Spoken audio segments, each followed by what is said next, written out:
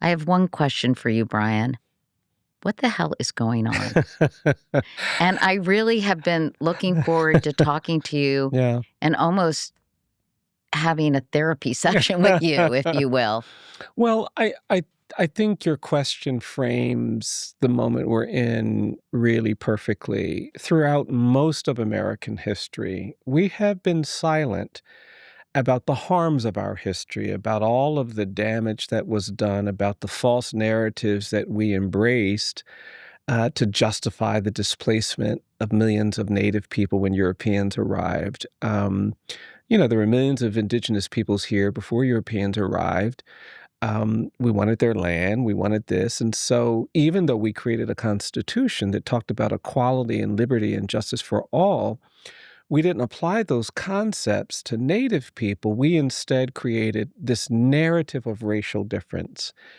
And I think that was like an infection that took root in America.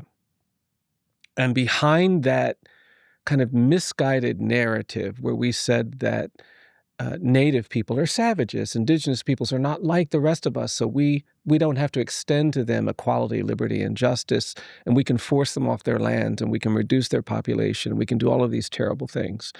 That same narrative was used to justify 246 years of slavery.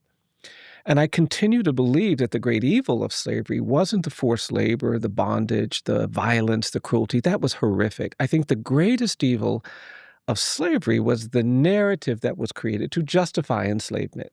Because people who enslaved other people didn't want to think of themselves as immoral or indecent or unchristian. And how do you think of yourself as a decent person when you see mothers being pulled away from their screaming children, knowing those mothers will never see those children again because you chose to sell them?